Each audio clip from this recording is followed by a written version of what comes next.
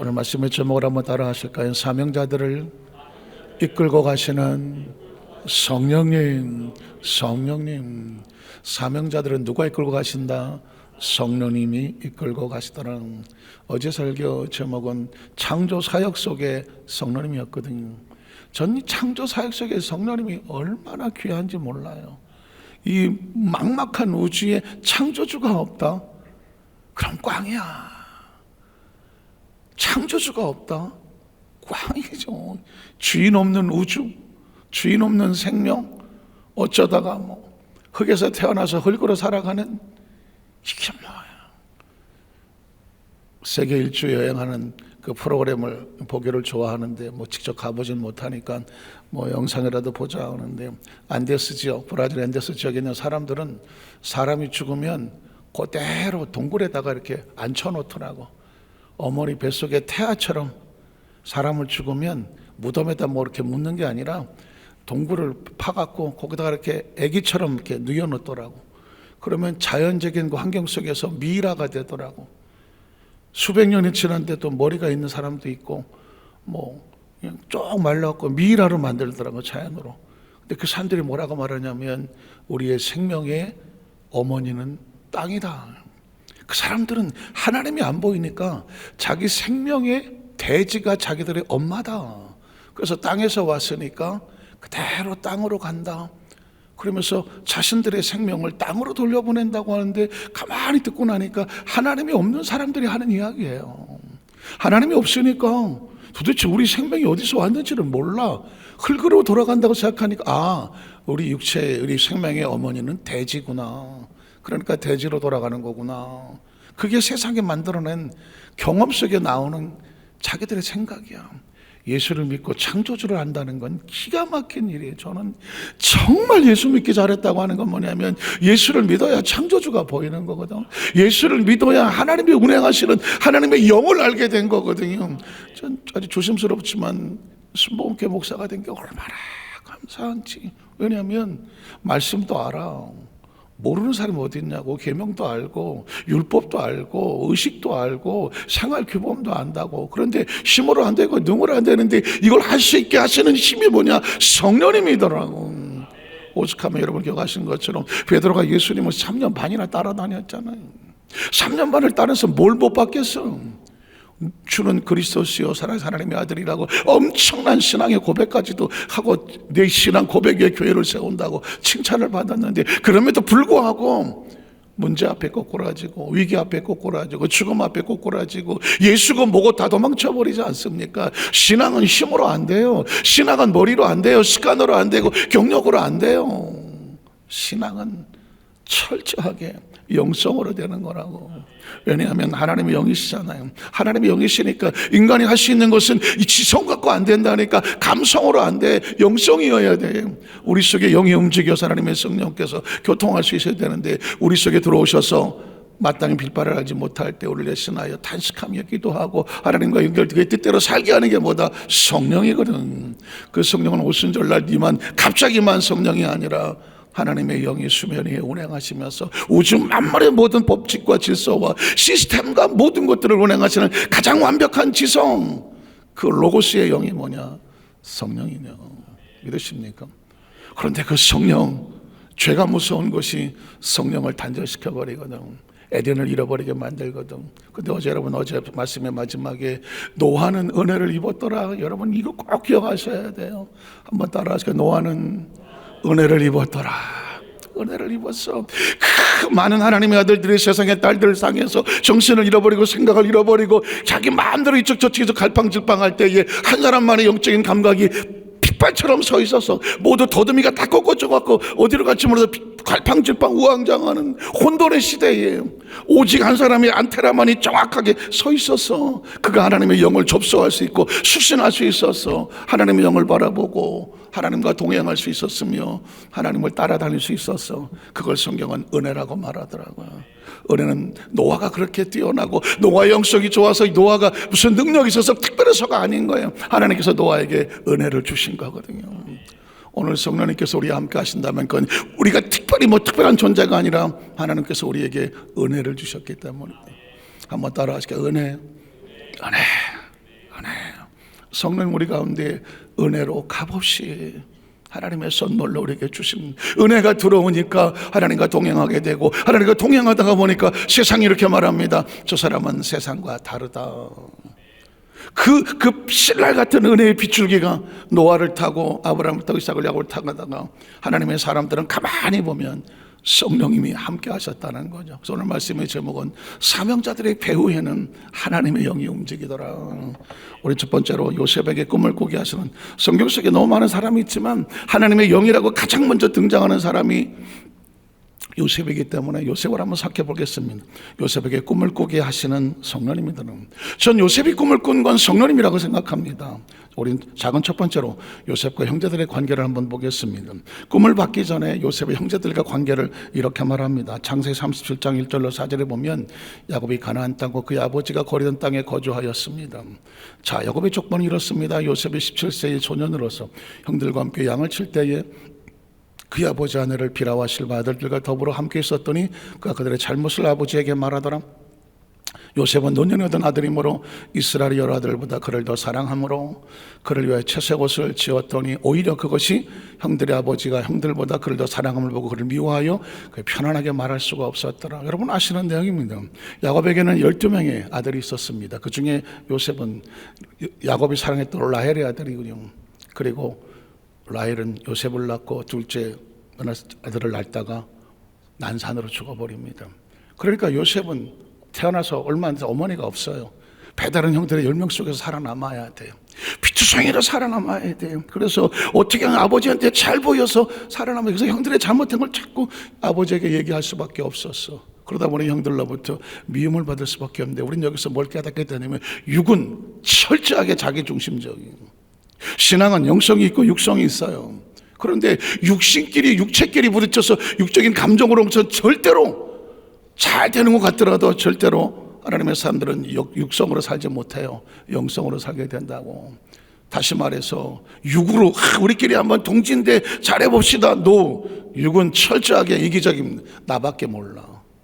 내가 편해야 돼. 내가 잘 돼야 된다고. 내가 높아져야 된다고. 내가 먼저 먹어야 된다고. 내가 먼저 높은 자리에 올라가야 된다고. 나를 대우해 줘야 된다고. 그거 안 해주면 육은 시기하고 질투하고 화가 나고 속상하고 힘들어. 이게 육성이에요. 어느 날 저와 이런 마음속에 왜 나를 안 알아줘? 왜 나부터 안 챙겨줘? 내가 내 자신에 자꾸 뭔가 올라온다면 영성이 아닙니다. 그건 육성입니다. 야곱의 아들들은 요셉과의 갈등은 바로 육은 절대로 편안하지 않다. 그러면 요셉은 뭐가 달랐을까? 37장 5절로 9절에 보면 요셉이 하나님의 꿈을 주십니다. 자, 요셉이 꿈을 꾸고, 요셉이 꿈을 꿨다는 이 꿈은 하나님의 영이 개입하신 것입니다. 요셉은 육적으로 살아간 존재가 아니라 육적으로 살던 존재가 하나님의 영성이 들어오기 시작하는 것이죠. 꿈은 하나님의 계획입니다. 하나님의 비전입니다. 제가 단도직입적으로 얘기하면 오늘 성령 대망에는 뭐 하는 곳이냐? 하나님의 꿈을 꾸는 곳이다. 한번 따라 하나님의 꿈, 하나님의 꿈, 하나님의 꿈. 성령 대망에는 성령 강림으로서 무슨 어떤 신비한 체험을 하고 은혜를 체험하고 무슨 어떤 그런 현상이 아닙니다. 하나님 앞에 눈물로 성령을 대망 기도하는 가운데 성령 우리 가운데 하나님의 꿈을 주시는 거죠. 하나님의 계획을 주시는 것이고 하나님의 비전을 주시는 것이고 하나님의 보이는 것이고 하나님의 뜻이 알겠는 것이고, 아까 50처럼 하나님 나의 등 뒤에 계시는구나. 일어나 걸어라. 내가 너에게 새 힘을 주리니 하나님의 음성이 들리는 것이고, 처절하고 절망으로서 세상에 보이지 않았는데 다시 하나님이 보이는 거예요. 그게 하나님 전 요셉의 꿈이라고. 요셉의 꿈을 꾸고 자기 형들에게 말하면 그들이 더욱 미워했더라. 꿈은 영성이에요. 영성을 가진 사람이 영성이 없는 육적인 사람들에게 영성을 얘기하면 그 육적을 가진 사람은 영성 가진 사람을 어떻게 생각할까요? 미워합니다. 여러분이 하나님 말씀대로 믿음으로 살려고 몸부림을 치는데 누군가 여러분을 따돌리고 여러분을 상대해 주지 않냐고 여러분을 고통스럽게 한다면 기억하십시오. 여러분은 영적인 사람입니다. 영적인 사람이에요. 여러분이 세상에 섞여 놓았는데 세상에 여러분을 별 차이도 없는데 우리 너무 잘 맞아 그러거든. 그냥 3일 밤낮을 철회하고 금식하면서 하나님 앞에 꼭 꼬라치십시오. 영성을 가진 사람은 세상은 절대로 좋아하지 않습니다. 좋아하지 않아요. 요셉이 꿈을 꿨는데 형들은 절대로 좋아하지 않습니다. 왜 그런지 아십니까? 육은 영을 이해하지 못합니다. 영성을 가진 사람은 육이 절대로 이해하지 못하고 오히려 시기하고 질투합니다. 그러나 기어코 영성을 가진 사람이 육을 가진 사람을 지배하고 다스리게 됩니다. 자, 요셉이 그들이 대청하고 내가 꾼 꿈을 들으시오. 우리가 밭에서 곡식단을 묶더니 네 단이 일어서고 다른 단은 네 단을 둘러서서 절하더이다. 그 형들이 그에게 이르되 내가 참으로 우리 왕이 되겠느냐, 참으로 우리 다스리게 되겠느냐 하고 그의 꿈과 그의 말로 말미암아 그를 더욱더 미워하더라. 육은 철저하게 자기가 대우를 받아야 되는데 영의 세계를 이해할 수가 없어요. 영적인 얘기를 하면 지금 무슨 소리 하는 거야? 지가 뭔데? 육은 영을 시기합니다. 여러분 내부에서도 마찬가지입니다. 여러분 철저하게 영적으로 움직이려고 해보십시오. 육신이 좀 피곤한데 오늘은 좀 쉬어 가지마. 영이 성령으로 충만해서 자기 감정과 육체를 다스리는 걸 육체가 원할까요? 절대 원하지 않아요. 육은 자기가 주인 되기 원합니다. 육은 자기가 주인 돼야 돼. 그냥 내가 딱 하고 싶은 대로 하게 둬. 마음과 감정은 중간에서 눈치 봅니다. 육이 시키는 대로 해야 되나, 영이 시키는 대로 해야 되나. 내 마음 나도 모르는 거예요. 마음은 흔들리는 유물과 같아서 육이 흔들리면 육에 흔들리고 영이 흔들면 영에 흔들리는 거예요. 그러니까 치열한 영과 육의 싸움이 요셉과 요셉의 형들의 싸움은 형제들의 싸움처럼 보지만 사실상 우리 안에 있는데 육과 영이 싸우는 거라고. 하나님의 꿈을 꾸면 영이 절대로 지배하는 걸 육이 원합니다. 여러분 조금 아까 얘기했지만 의정부에서 정릉까지 나와서 그 정릉에 올라와서 삼각산에 올라가서 밤새도록 기도하고 육이 원하겠어요? 어림도 없어요. 자자 좀 자. 거기 꼭 가야 돼. 육은 어떻게든지 가로막습니다. 영이 하려고 하는 거 철저하게 못하게 합니다. 왜냐하면 영성으로 성령이 충만하면 육이 죽었거든. 아주 그냥 육은 등 따시고 배버리면 끝이에요. 다른 건 절대 원하지 않아요. 성령 충만하고 믿음으로 살려고 몸부림칠수록 육이 아주 그냥 죽으려고 그래. 아주 힘들어서. 그래서 육을 죽이고 영을 살리자니 금식하는 이유, 절야하는 이유, 하나님 앞에 엎드려 거꾸로 치는 이유가 뭔지 아십니까? 육을 죽여야 영이 살기 때문입니다. 오늘 하나님께서 왜 요셉의 형들에게 요셉이 꿈을 꾸게 했는데 형들의 반응이 피투성이로 나오느냐? 육은 영을 미워합니다. 9절에 보니까 그래서 요셉이 다시 꿈을 꾸고 형들에게 말하 이르되 내가 또 꿈을 꾼 즉 해와 달과 열한 별이 내게 절하이다 하니라. 그랬더니 요셉에 대한 꿈의 반응이 어떻겠어요? 그의 꿈을 오늘 아버지 형들에게 말하며 아버지 그를 꾸짖고, 역시 육신의 아버지 야곱도 순간적으로 육으로 생각했을 때 요셉을 꾸짖었습니다. 사람은 두 가지예요. 육적으로 생각하나 영적으로 생각하는데 야곱도 순간적으로 아들이 요셉이 그런 얘기할 때 이해가 안 됐어. 이거 쭈구리, 이거 봐라 이놈. 엄마 아빠가 엄마가 네 앞에 무릎 꿇을 것 같아. 육에 대한 생각을 했거든요. 그에게 이르되 네가 꾼 꿈이 무엇이냐? 나와 네 어머니가 내 형들이 참으로 가 땅에 엎드려 내게 절하겠느냐? 이게 육의 소리입니다. 여러분 때로 성경을 읽다가 육의 소리인가 영의 소리인가 구분이 돼야 돼요. 이건 육의 소리입니다. 자, 세상적으로 볼 땐 이게 맞는 얘기 같죠. 그러나 영적으로 보면 이건 맞는 말이 아닙니다. 그 다음 절에 보니까 그래서 형들은 시기하되 갑자기 아버지 야곱이 반응이 바뀝니다. 그 말을 어떻게 뒀다고요? 간직합니다. 들어보니까 이건 육이 아니야. 지금 요셉이 말하는 걸 가만히 들어보니까 육신의 말이 아니더라고. 이건 영의 말이더라고. 어떻게 알았을까? 야곱도 꿈을 꾸었던 영의 사람이잖아요. 창세기 28장 10절로 15절에 보니까 야곱이 볼셉에 떠나 하란으로 향하여 가더니 한 곳에는 해가 진지라 거기서 유숙하려고 거기서 한 돌을 가져다가 베개로 삼고 거기 누워 자더라. 여기까지는 육입니다. 그런데 꿈에 본즉 사닥다리가 땅 위에 서 있는데 그때 하늘에 닿았고, 또 본즉 하나님의 사자들이 그에서 오르락내리락 하고, 또 본즉 야훼께서 그에 서서 이르시되 나 야훼는 너희 조부 아브라함의 하나님이요 이삭의 하나님이라. 하나님이 개입하고 임재하기 시작합니다.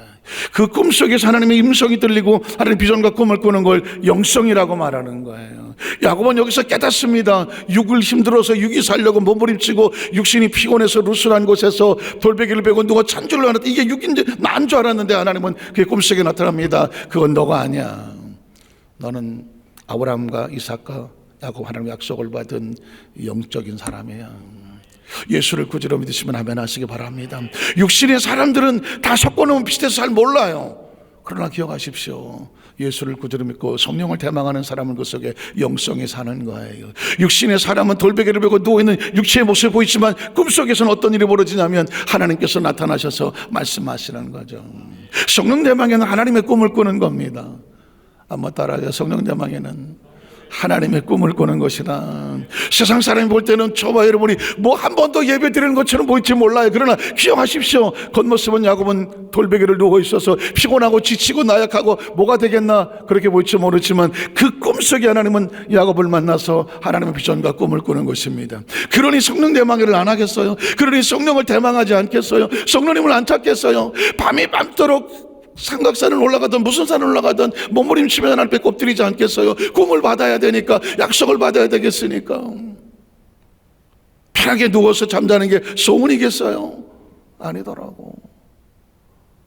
육신이 가장 권고하고 힘든 가운데 하나님은 야곱의 꿈속에 나타나셔서 그에게 하나님의 꿈을 밀어 놓고 있습니다. 내가 누워있는 땅을 내가 너와 네 자손에게 줄 것이다.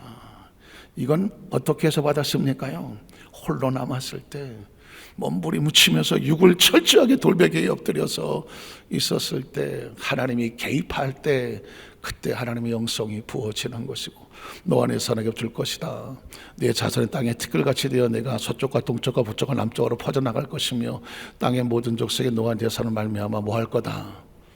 복을 받을 것이다. 한번 따라 복을 받을 거다. 복을 받을 거다. 복을 받을 거다.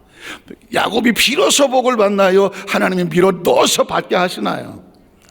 확실합니까? 이게 하나님의 꿈이에요. 내가 꿈을 꾸면 주여 나에게 복을 주시옵소서가 내 꿈이고, 내가 꿈을 꾼 하나님의 계획에 들어오셔서 내가 너를 반드시 복되게 할게, 반드시 내가 너를 복되게 할게, 이 꿈을 받는 거예요. 요셉의 꿈이 세상의 꿈과 다른 것은 세상에 어떤 누구도 그런 꿈이 없는데 요셉에겐 하나님이 밀고 들어온 꿈이거든. 성령 내망에는 성령이 우리 안에 들어오시 하나님의 꿈을 꾸게 하신다고. 그 꿈은 내가 꾸는 꿈이 아니라고. 성령이 우리에게 하나님의 꿈을 밀어 넣는 거라고. 그가 우리 그렇게 만들어 가실 거라고. 그러니 성령을 대망 안 하겠어요? 매 순간마다 부처마다 성령님 안 할 수가 없잖아요. 기억하십시오. 성령을 대망하는 자가 하나님의 꿈을 꾸고, 하나님의 꿈을 꾸는 자는 황경한 돌베개를 베고 노는 것처럼 세상은 알지 못하지만 하나님과 긴밀한 비밀을 가슴에 안게 되는, 성령을 대망하는 사람은 비밀이 있어요. 그래서 밤새 철야를 하고 산책을 하고 돌아올 때 육신은 피곤하고 지치고 껐덕껐덕 하는 것 같지만 그 속에 한량없는 하나님의 영적인 비밀의 꿈을 가지고는 그 누구에게도 말할 수 없는 어마어마한 은혜와 은총이 가슴을 설레게 하는 거죠. 저는 우리 여도수만사교회 성도의 가슴이 그걸 성령으로 늘 설레게 하시기를. 분명히 이 마귀가 세상에 우리를 두렵게 하고 떨리게 하고 너 이것 뭐 이렇게 하면 두려울 거지, 이렇게 하면 낙심할 거지, 이 소리 들으면 절망할 거, 자존심 상할 거, 상처 입을 거지, 막 밀어제키는데 막 풍랑처럼 밀어제키는데 요동하지 않아. 왜냐하면 우리 안에 성령님이 계시는. 왜 예수의 베드로에게 무리를 걸어오라고 말했어요? 무리를 걷는 게, 야, 그게 과학적으로 맞아. 무리를 걷는 게 그게 뭔지. 그 무리를 걷는 요동하면 자신의 마음이거든요. 이 세상 살아가면서 마치 세상 환경 속에서 밤을 맞고 세찬 풍랑 속에서 무리를 걸어가는 거는 내가 내 앞길이 지만 앞일을 모르겠거든. 그런데 무리를 걷는다. 그건 하나님의 성령께서 그 요동하는 것을 발로 밟고 뛸 수 있는 그 비전과 꿈을 우리 속에 하는 것. 내가 무리를 걷는 것이 아니라 그가 걷게 하시는 거니까. 믿으십니까? 그러니까 어떤 것도 세상에 무리를 발로 걸을 정도라고 하면 세상에 어떤 누가 자기 마음을 요동하게 내버려 두겠습니까? 성령님은 우리 마음을 평안하고 고요하게 하는 겁니다. 그래서 성경 속에 하나님 말씀을 읽을 때에 그 말씀이, 이 말씀이 나를 이렇게 끌고 간다, 이렇게 생각을 하면 조목사님들 말하는 것처럼 뭐 내 눈에 안 보이고 귀 안 들리고 손에 안 잡히고 내 앞길이 칠흑같이 어두워도 믿습니다. 뭘 믿나? 그가 하실 것을 믿습니다. 그게 말씀이거든요. 성경에 보면은 그 다음 절에 보면 15절에 보니까는 내가 너와 함께 있어서 내가 어디로 가든지 너를 지키며 너를 그 땅으로 돌아올게 할 때, 이게 운명이에요. 한번 따라 하실까? 운명. 운명이 뭐예요? 팔자 아니에요? 팔자잖아. 넌 이렇게 되게 되어 있어. 내가 너와 함께하고 내가 허락한 거 다 이룰 때까지 내가 너를 떠난다, 안 떠난다? 안 떠나. 그러니까 어떻게 되겠어? 난 반드시 잘 될 수밖에 없지. 안전할 수밖에 없지. 그 꿈을 이룰 수밖에 없지.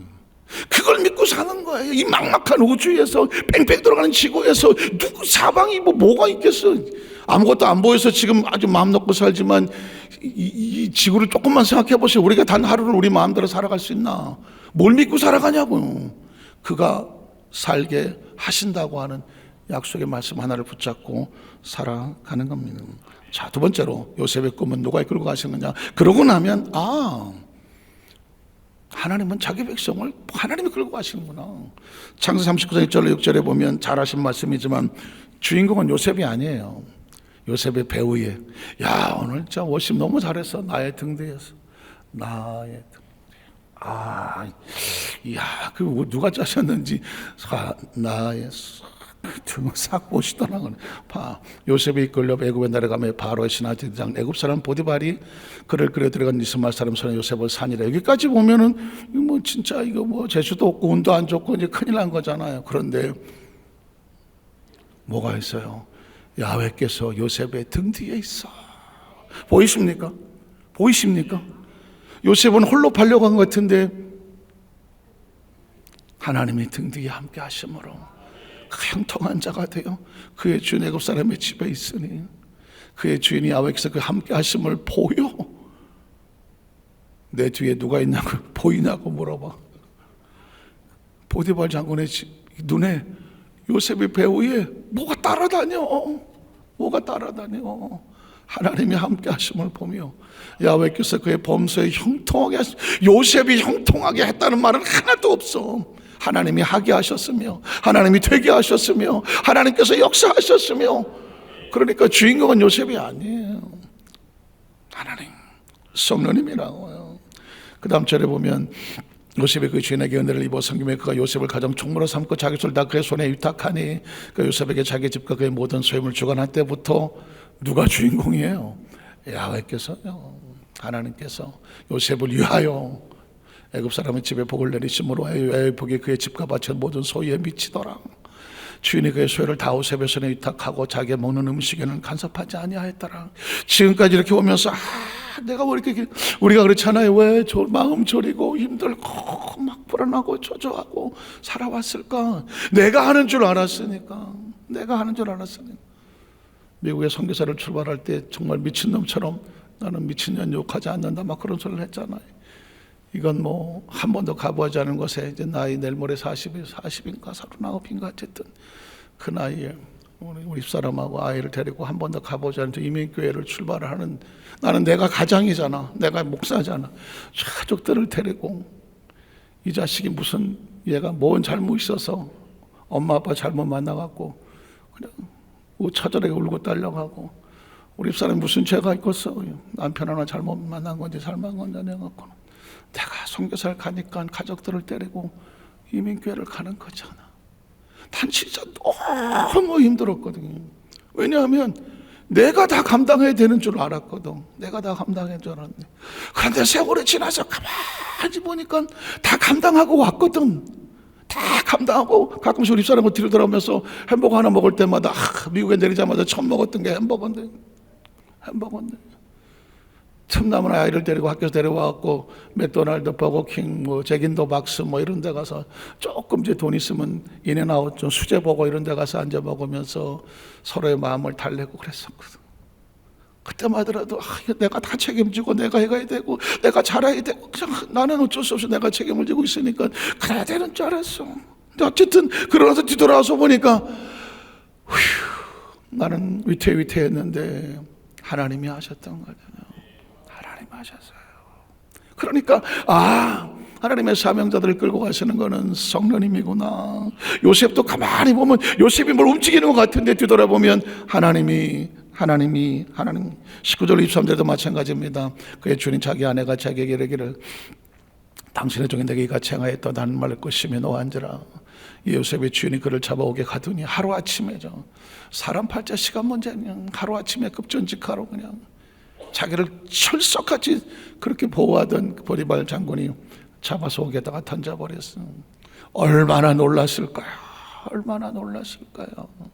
그때 요셉의 나이가 27이요. 17에 편에 내려가서 27이요. 나이 30에 총리가 됐으니까는 3년 동안 감옥에 있었으니까 27이라고. 그 나이에 옥에 갈라. 옥은 왕의 제수를 가두는 곳이었더라. 요셉이 옥에 갇혔어. 사실 육신적으로 볼 때는 피투성이죠.